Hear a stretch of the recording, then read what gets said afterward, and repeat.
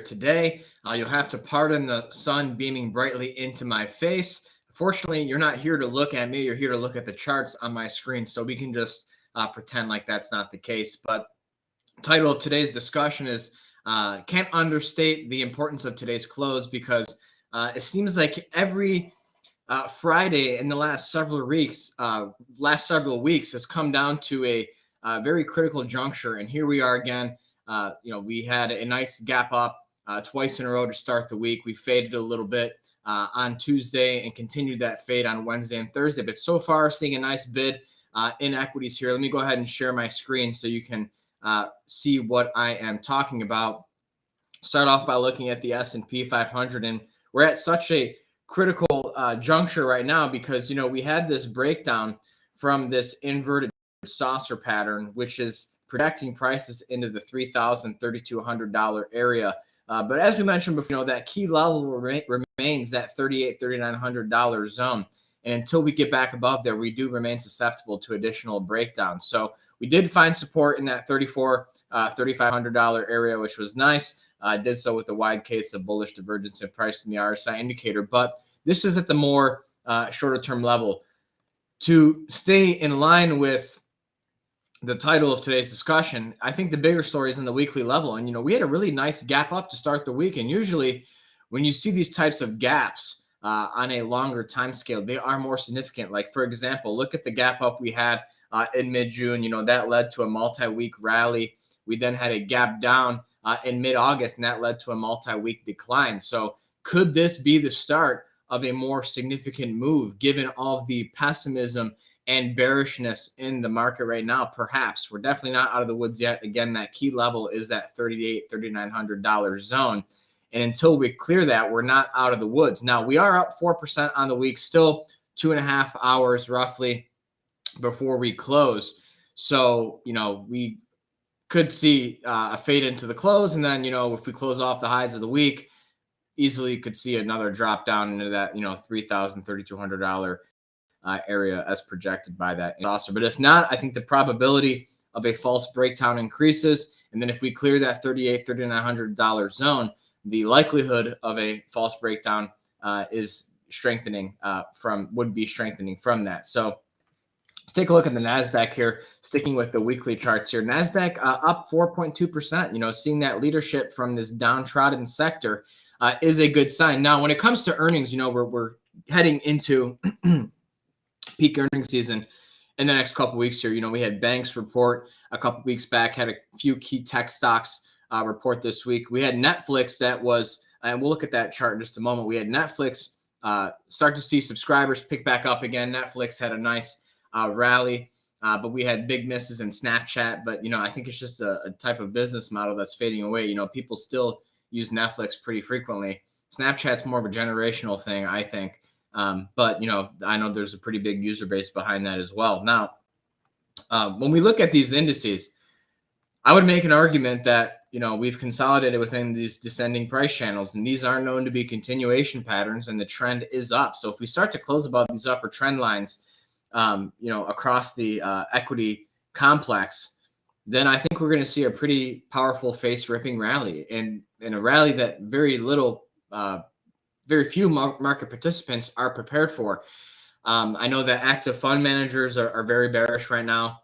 Cash levels within portfolios are very high.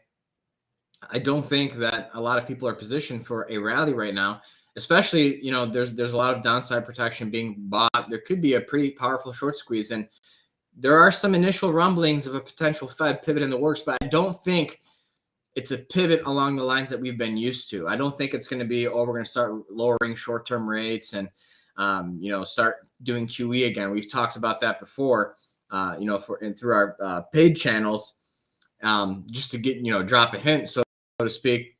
I think the new QE will be a rate capping, and essentially providing liquidity for the bond market beyond a certain level of interest.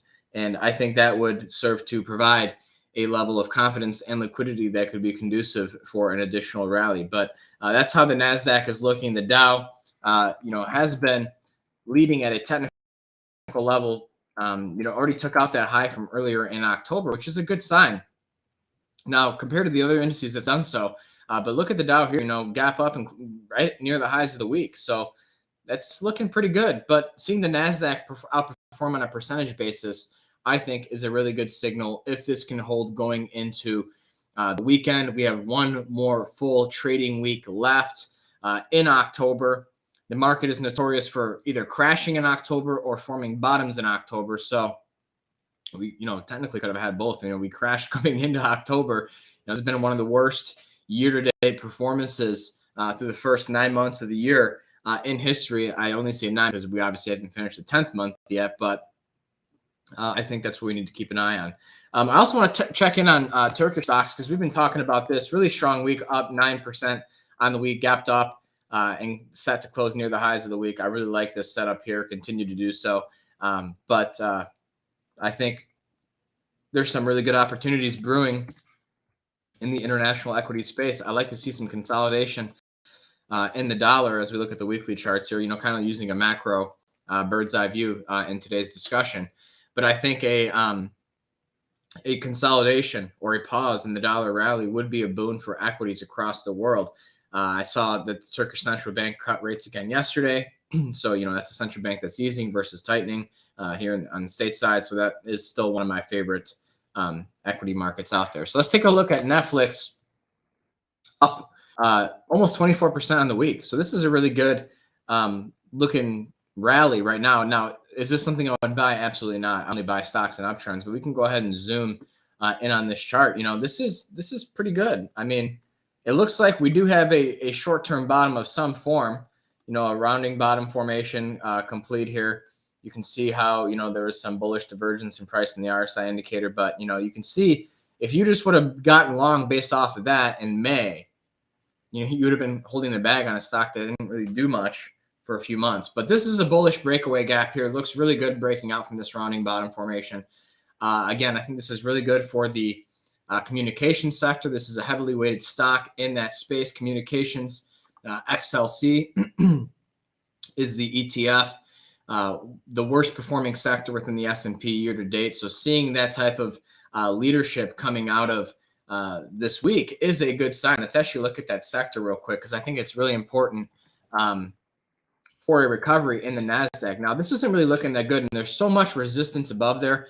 I'm not going to sit here and say this is the start of a new bull market, but if we at least see some relief for the bulls and the bears, play a little bit of defense and have to short cover, I think that bodes well for equities. My real key angle on all of this is I don't think the inflation trade is over. We can look at USO here. This is the crude oil ETF. We can even look at XLE. XLE is up 8%. So outperforming XLC significantly. I think this is the trade still. And if we close this gap in XLE here, I think that is what we want to see from the bullish standpoint. So it's worth noting that crude oil prices, let's pull up a chart of crude oil.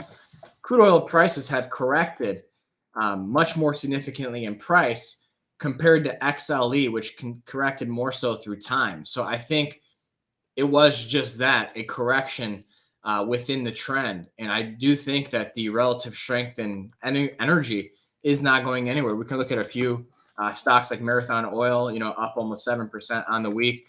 Petrobras, this one's looking really nice, up 16% on the week. These are positions that we have, as a matter of fact. So, good evidence of accumulation. Another overbought reading on the precipice of achieving that on the weekly time scale. So that looks all fine and dandy here. And the reason I like Petrobras too is because Brazilian stocks are looking really nice as well. Up 10% on the week, so still outperforming. So if we have identified energy as a leading sector within the S&P, and we've identified Brazil as displaying relative strength within the global equity market, then we could look for opportunities that overlap those two categories. And that opportunity is in a stock like Petrobras. So let's even zoom out here. Petrobras, I think, could very easily go back to its all-time high. Now, keep in mind, crude oil hasn't even taken out its all-time high from back in 2008. So I think that's probably in the cards for 2023. At some point, the Biden administration's release, oil releases from the Strategic Petroleum Reserve will not be as effective.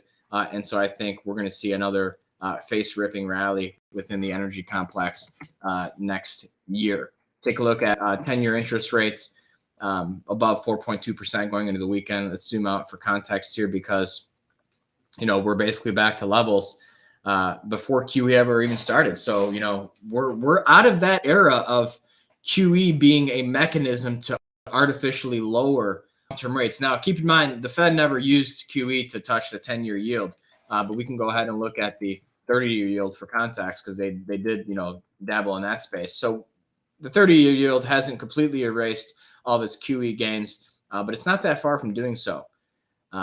So, just keep an eye on that. And this is not looking all that great for mortgage rates. I do, we said this before, long-term rate capping is the future for the central banks, a la yield curve control. So once we see 30-year yields, touch this 5.5%, 6% area, if we do, even, in that 5% area, once we get back to these resistance zones from the early 2000s, I think we'll see some more meaningful pivoting. And perhaps that's why the equity markets are starting to move now in anticipation of that eventual Fed pivot. So that's all the time that I have to discuss with you today. I have to take a private Q&A call with members of the chat room through Benzinga in just a moment here, so I have to prepare for that. So thanks for watching. I can check out our work through MMAcycles.com with my very good friend Raymond Merriman, who I will be doing a video with this afternoon as well. So you can check that out at the YouTube channel, Merriman Market Analyst. We just published the ETF report, the monthly ETF report earlier this week. We cover 8 different ETFs with the MMA methodology. And of course, for breakout stock traders, would encourage you to check out that research through Benzinga as well. So thanks for watching. I'll be back with you again next week. See you later.